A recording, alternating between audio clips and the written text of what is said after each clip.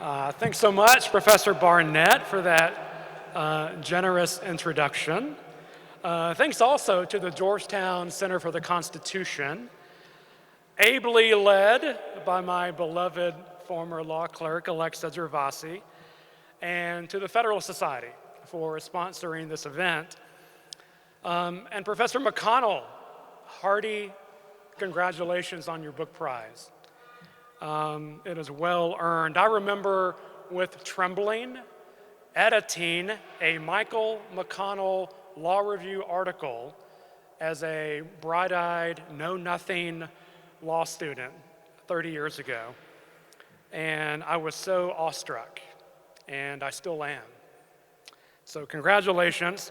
Randy, I need all the swag I can get. Speaking of awestruck, this breathtaking space behind me is formally known as the Rotunda of the Charters of Freedom. And for a kid like me who grew up in a drafty, double-wide trailer surrounded by cotton, this space, this occasion is high cotton for me. I'm honored to join you from Austin, Texas. It is not every day that one gets to fly from one nation's capital to another, and as Randy mentioned, his timing of tonight's event did not ensure domestic tranquility. This is the Cooley Lecture. My wife, as I was leaving, jokingly referred to it as the Willett Wedding Anniversary Lecture. But my sainted wife is back home at a high school football game.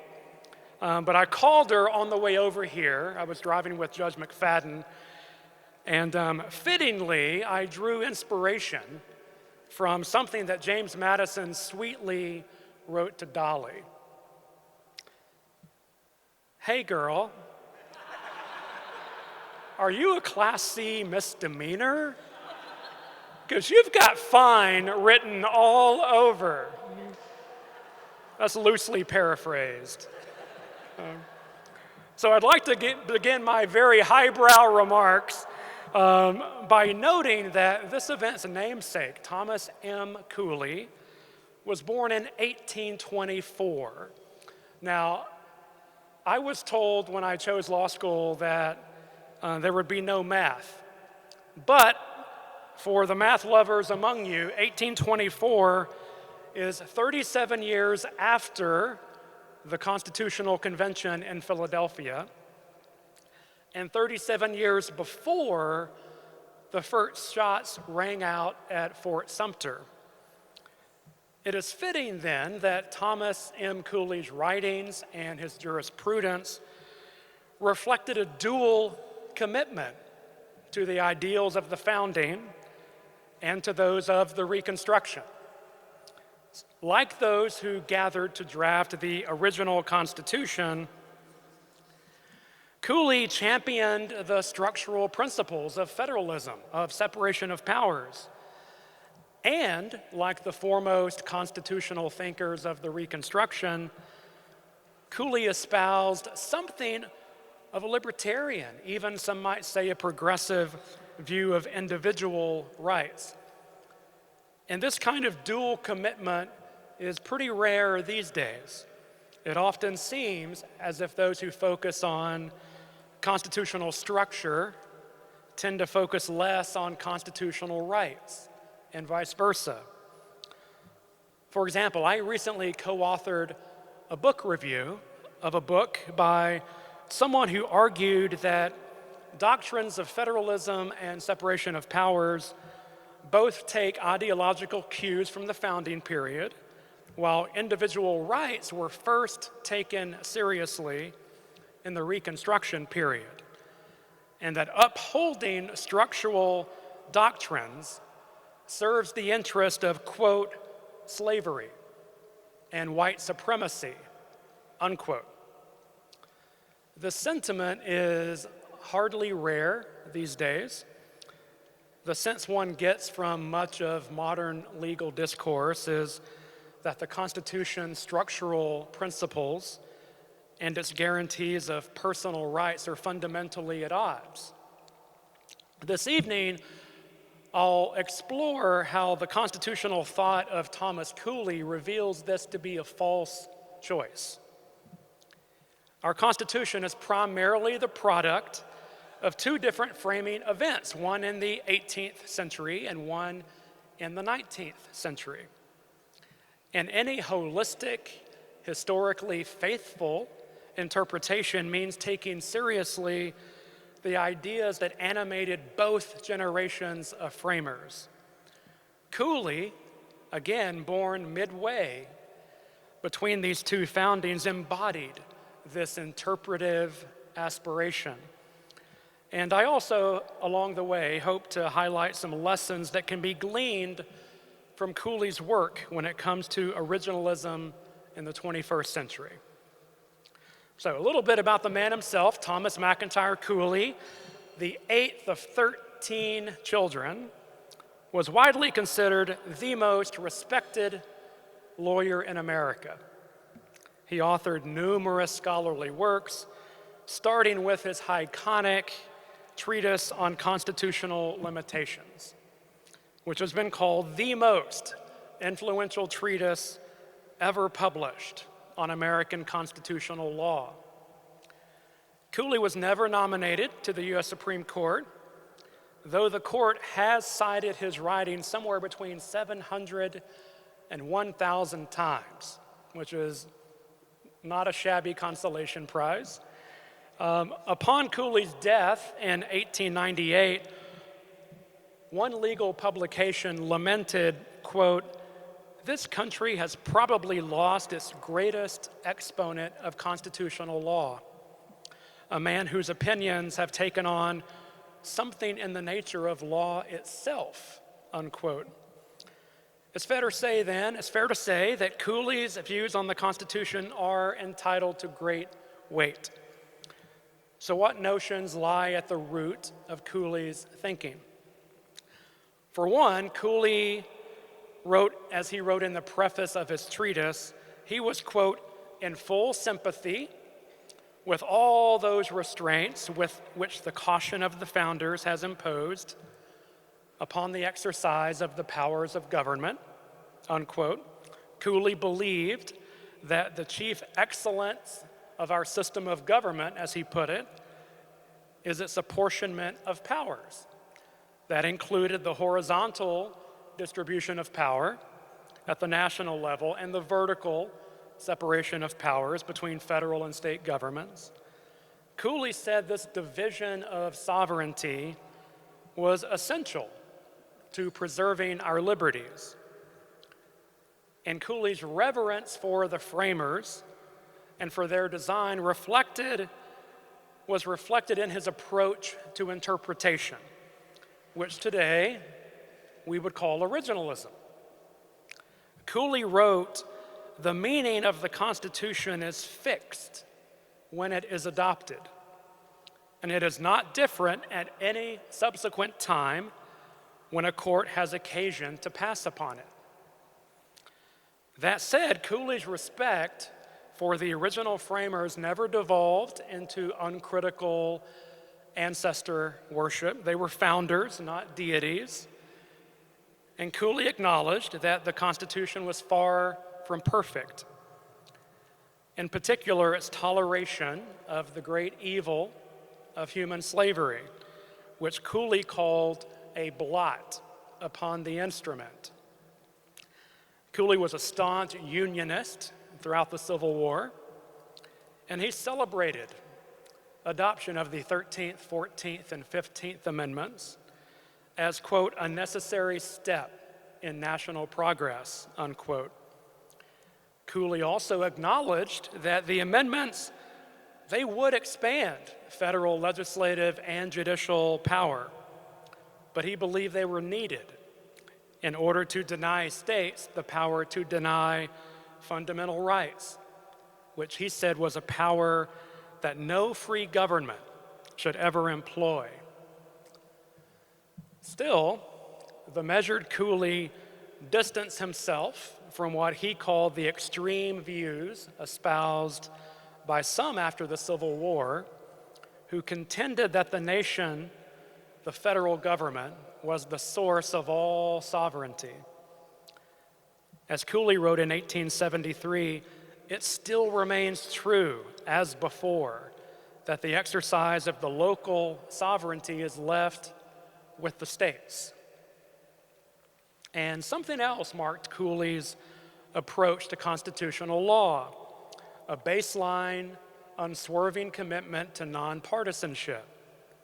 The Constitution, said Cooley, can no longer be the watchword of any political party.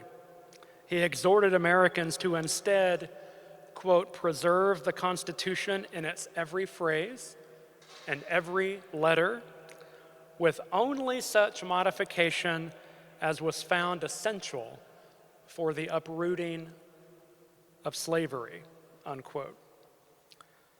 This is not to say that Cooley thought the Constitution was perfect after the Civil War amendments. On the contrary, he wrote this: the Union, as it was, has given way to a new Union with some new and grand features, but also with some engrafted evils, which only time and the patient and persevering labors of statesmen and jurists and patriots will suffice to eradicate.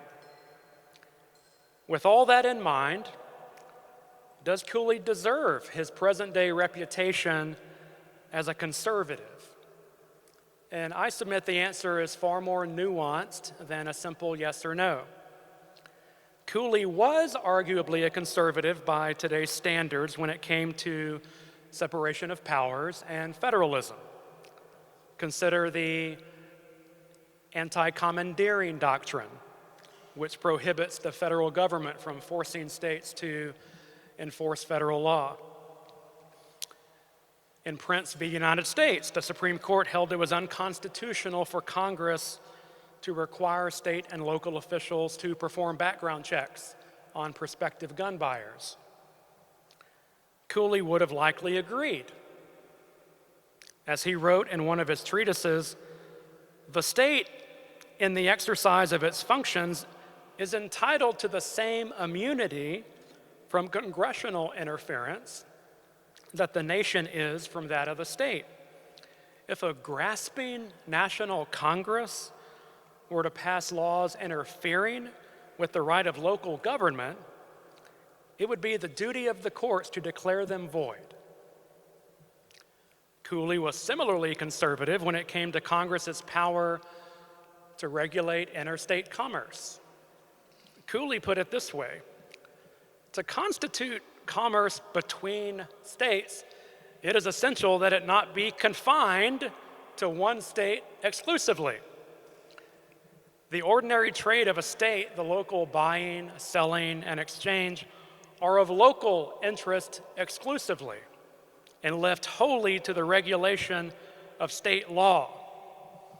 I suspect Cooley would have let poor Roscoe Filburn keep his homegrown wheat. Cooley's views on separation of powers, I think, would also be labeled as right of center. For example, he would likely favor revitalizing the non-delegation doctrine, which forbids Congress from delegating power so sweeping as to be legislative in nature. Since the mid-1930s, the Supreme Court has allowed such delegations of legislative power so long as Congress sets forth an intelligible principle to guide the exercise of that power. And principles as nebulous and gauzy as the public interest have been held sufficient. And I think Cooley would disapprove. He called it a settled maxim in constitutional law that legislative authority must be exercised by the legislature itself and cannot be delegated to another department. In Cooley's view, Congress's inclusion of some vague, intelligible principle alongside a sweeping delegation of power would not cure the constitutional ill. So notwithstanding any of what I've just said, it would be a mistake to write Cooley off as a Gilded Age reactionary. Many of his views on civil liberties were progressive, even by modern standards. For instance, take the proposition espoused by Judge Bork and by Justice Scalia that courts have no business enforcing any right not set forth in the Constitution's text. Cooley would have begged to differ. Cooley believed that the Constitution did protect an array of unenumerated rights, such as freedom to choose, quote, the fashion of wearing one's hair, unquote. Justice Scalia would be dismayed. Or consider the question of whether the Constitution forbids public employers from discriminating based on politics when it comes to hiring low-level staff. Justice Scalia said the Constitution did not bar political discrimination. Here, too, Cooley felt differently. As he wrote, a statute would not be constitutional which would proscribe a class or a party for opinion's sake. And Cooley gave as an example an antebellum Maryland law that barred abolitionists from employment in a local police department. The same goes for the Eighth Amendment's ban on cruel and unusual punishment. Justices Scalia and Thomas have argued that this clause doesn't forbid punishments that are disproportionate to the offense, but instead only those punishments that are inherently cruel. Justice Scalia believed that the Eighth Amendment bars only those modes of punishment that were considered cruel in 1791 when the amendment was adopted. Cooley did not fully embrace either position. He wrote, although what punishment is suited to a specified offense must in general be determined by the legislature, still a punishment may be unlawful, possibly because it is so manifestly out of all proportion to the offense as to shock the moral sense with its barbarity, or because it is a punishment long disused for its cruelty until it has become unusual. Cooley was also progressively inclined when it came to the rights of criminal defendants. In discussing the right to counsel, Cooley laid the foundation for the recognition of an indigent defendant's right to a publicly funded attorney. And not just any attorney. Cooley wrote that a defendant has a right to minimally effective counsel, not by, quote, a feeble and heartless defense marked by inattention or haste, unquote.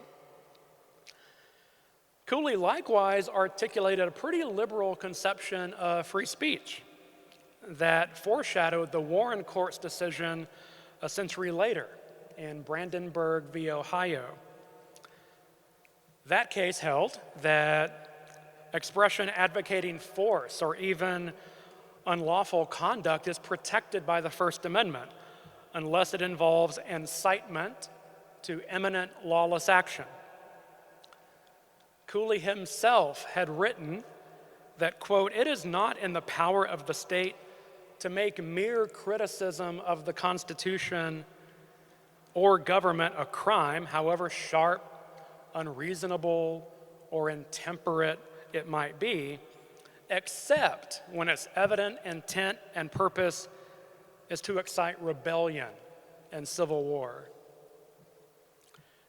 Last but not least is substantive due process. Dun, dun, dun. This doctrine holds that the Due Process Clause forbids the government to infringe certain fundamental liberty interests, no matter what process is provided. Justices Scalia and Thomas consider the doctrine constitutionally illegitimate, but I'm not sure that Cooley would agree. In his view, the notion of due process concerns far more than rules that pertain to forms of procedure. Cooley wrote that due process broadly encompasses, quote, all those principles of civil liberty and constitutional defense which have become established in our system of law, unquote. Cooley's writings also bridge another divide in constitutional discourse, namely the divide within the rights category between economic liberty, dun, dun, dun, and other forms of liberty. For generations, federal courts have exalted the latter class of rights while marginalizing the former. Cooley maintained no such distinction. Like most leading statesmen and jurists of the Reconstruction era, I'm going to say that part again, Randy. Like most leading statesmen and jurists of the Reconstruction era, Cooley denied that the Constitution gave government, quote, unlimited power to control and regulate private property and private business, unquote. In his view, the guarantee of due process, quote, protects the liberty of employment with the same jealous care with which it protects against unlawful confinement behind bolts and bars, unquote. And yes, Cooley's conception of economic freedom, again, consistent with the prevailing philosophy of the Reconstruction period, encompassed the much maligned liberty of contract. Dun, dun, dun! The boogeyman of constitutional law. Nevertheless, Cooley always made clear that this freedom was subject to such reasonable police power regulations as the legislature may establish to protect the community. Okay, enough doctrine. My goal tonight is not a soup to nuts review of everything Cooley said about the Constitution, nor do I mean to suggest that everything he said was right just because he said it, like my wife. The point is simply that, in general, Cooley's understanding of the Constitution embodied a synthesis of founding era and Reconstruction era thinking. Today, as I mentioned, in contrast, it seems that those who take seriously constitutional protections for individual rights tend to consign the Constitution's structural provisions to an inferior rank, and vice versa. Why is that?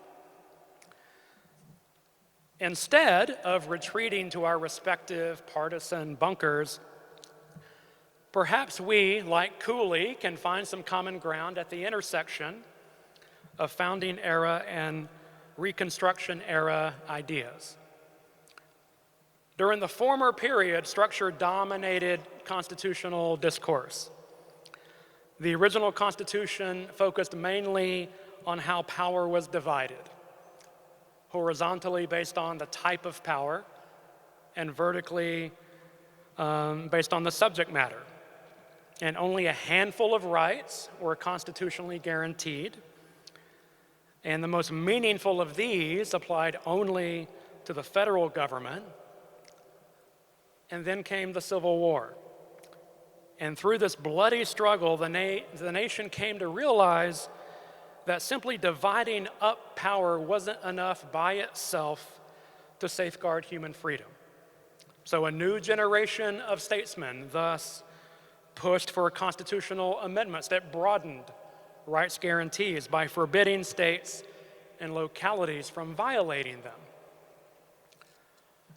And I would note that neither of these goals is necessarily in tension with that of allocating power among various departments of government. Cooley, he conceded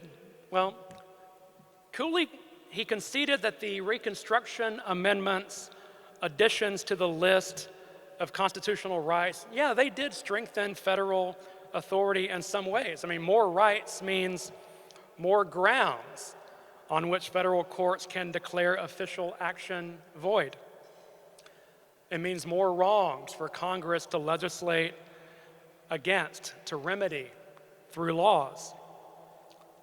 But we can enshrine more rights while maintaining the decentralized system of federalism and separation of powers with respect to all other matters political. And this is not to say that federalism and individual freedom never butt heads, but neither does it mean that federalism and freedom are conflicting values. For example, it has been well documented how in the early republic, federalism was as much the enemy of slavery as its ally. Pro-slavery forces argued strongly against state sovereignty, preferring federal supremacy in order to thwart efforts to protect Black Americans. A final point about constitutional common ground: studying Cooley's writings reminds us not only to take Reconstruction-era constitutional principles seriously as founding-era ones, but also to take all Reconstruction-era constitutional principles seriously, even those that are unfashionable with our 21st century political ideologies. Note especially how Cooley and his contemporaries treated constitutional guarantees of economic rights with the same dignity and the same seriousness as guarantees of non-economic rights. Economic liberty was a core component of the Reconstruction framers' aspiration of free soil, free labor, and free men to conquer slavery and its economic legacy. In closing, and usually those two words produce thunderous applause. In closing, I'd like to highlight some lessons that modern proponents of originalism can take from Cooley's work. And the first is more about how to really brand originalism than about how to practice it. So consider the common criticism we've all heard about originalism as articulated by Justice Thurgood Marshall. He delivered a 1987 speech marking the bicentennial of the Constitution. And Justice Marshall announced he would celebrate it as a living document. And he noted his disagreement with, quote, the complacent belief that the vision of those who debated and compromised in Philadelphia yielded the more perfect union we now enjoy, unquote. Marshall's colleague, Justice Brennan, likewise denounced originalism as, quote, facile historicism, expounded by those who would restrict claims of right to the values of 1789 and turn a blind eye to social progress, unquote. These arguments reflect misconceptions about originalism, but originalists do little to dispel them when they deify our original framers as not just inspired, but infallible, while minimizing our second founding. It is undeniable that the commendable ideals of the Declaration collided with the condemnable acts of those who adopted it. 1/3 of the signers of a document, right over here, a document that proclaimed all men are created equal, 1/3 of them were slave owners. But even so, those enduring ideals that were endowed by our Creator with unalienable rights, these enduring ideals, they still lay the foundation for righting wrongs, including the new birth of freedom that was wrought by our second founding and the Civil War amendments that belong at the center, at the very heart of America's constitutional story. So defenders of originalism should take a page from Cooley's playbook. He gave those who convened in Philadelphia their due as heroes, and they were. Imperfect, we're all flawed, we're all fallen, we're all fallible, as all human things are. They were heroes. But Cooley also acknowledged that the Constitution of his day reflected a blending of founding and Reconstruction era ideas. And in doing so, Cooley practiced originalism while simultaneously heeding the future warnings of those like Thurgood Marshall, who cautioned Americans to, quote, be careful when focusing on the events which took place in Philadelphia, not to overlook the momentous events that followed, unquote. And I think that's the lesson for us today. We must emphasize that originalism, properly practiced, not only does not compel, but in fact utterly rejects what Justice Marshall derided as the complacent belief that the vision of Philadelphia yielded the more perfect union that we now enjoy. The story of our Constitution may have begun in Philadelphia, but it didn't end there, which was a point that Randy powerfully makes. In his latest book, a tour de force blend of history and theory, titled The Original Meaning of the 14th Amendment, available on Amazon and likely the gift shop of this hallowed space.